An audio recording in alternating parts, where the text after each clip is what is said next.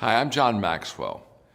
Welcome to Beyond Success, a program of 12 roundtables on success and significance through intentional living. I'm excited about the opportunity ahead for you to learn, to interact, to take action, to grow. And today's session is on attitude. And I have a question for you. What determines in your life when you have a good day? Or a good week or a good year? I mean, what is it that kind of gauges that it was something good that was happening to you? Well, I can guarantee you it's not your circumstances and it's not your finances. I know a lot of people who are poor but very happy and have a great attitude. I know a lot of people that are rich and are really miserable. You don't even want to really be around them. And I can tell you that it's not the people around you that truly make you happy. My wife Margaret and I several years ago were doing a conference and we were in a Q&A period, and one of the ladies looked at Margaret and asked her the question, "Does John make you happy?" I'll never forget her response. She looked immediately back at the lady and said, No, he doesn't make me happy. And I looked at Margaret and I said, kind of explain yourself. Now, I don't know if you've ever asked somebody to explain themselves, but if you have, sometimes when they do that, when they explain themselves, you wish you really wouldn't have asked them to explain themselves. And as soon as I said, Margaret, explain yourself to the audience here, she said, I realized in the first 6 months that John would never make me happy.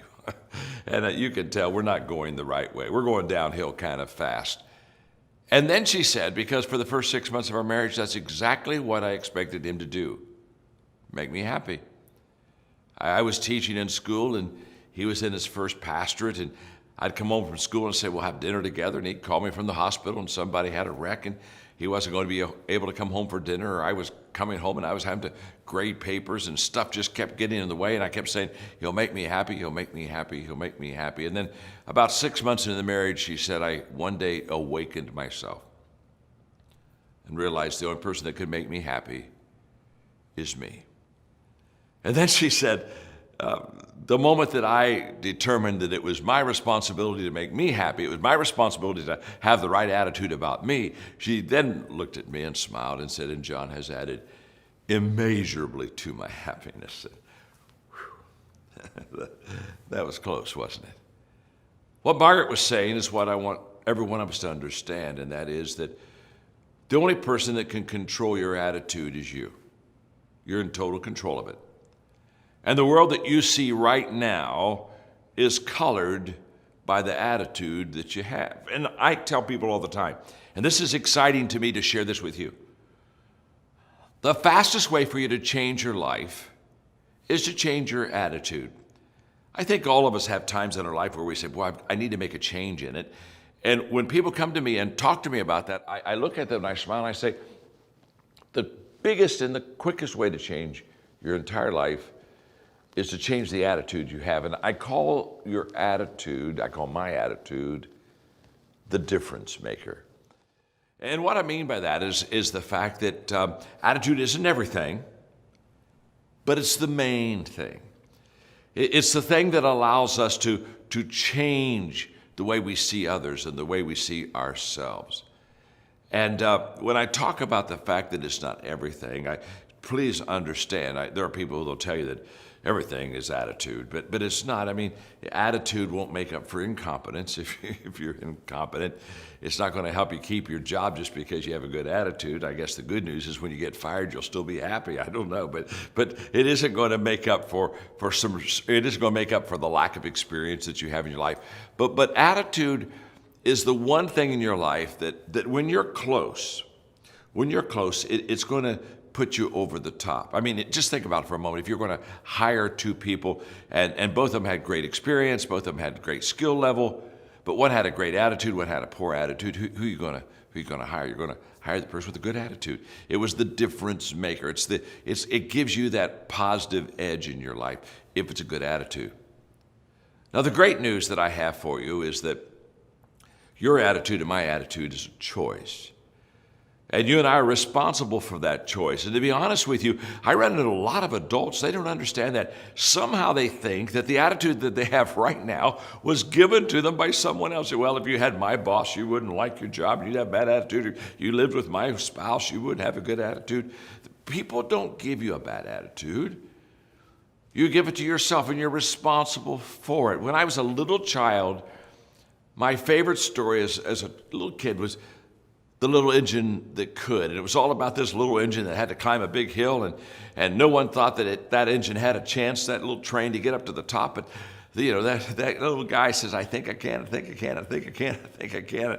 He's going chugging up that hill as good as he can, and after much effort and perseverance and some time, he gets to the top, and I thought I could. I thought I could. And as a little kid, I would just tell that story and read that story all the time, because I understood that within that story was an attitude that was a difference maker. So as I have studied successful people, they have 5 attitude traits that really do make up the difference in their life. One is they're just plain positive. What I mean by that is that they see things in a better perspective, in a better way, in a better light. And they say things in a better perspective, in a better way, in a better light than anyone else. I grew up in a home that was filled with positive attitude. My father, who is still alive at 95, and is still positive in life. It's amazing. I saw him the other day. He had a fall. He broke 6 ribs, went into some major rehab. And so I visited him during those times, but he was able finally to go to lunch with me. So I took him out to lunch. He's got his walker. He's sitting down across the table from me. And he's saying, John, I'm right now still in rehab. I've still got to have 24-hour care. But he leaned forward to me. He didn't want me to miss this. He said, I've got my walker here. And he said, what I want you to know, John, more than anything else is, I'm happy. And I looked at my father and I said to myself, his name's Melvin. I always want to be like Melvin. In spite of 24-hour care, 6 ribs broken, at the age of 95, he's still happy. You see, your attitude will control everything of how you see things and see life and see people and see yourself. Another trait of people that have really a good attitude is they're teachable. In my book, Sometimes You Win, Sometimes You Learn, I talk about a teachable spirit, which basically is a spirit of wanting to learn. A person that's teachable is always hungry, wants to learn. And so therefore, they're always ready to learn from anybody they're around, any situation, any experience. They have a teachable spirit. Thirdly, people with great attitudes are solution-focused. You tell me and show me a person with the right kind of an attitude, and here's what they know. There's always an answer.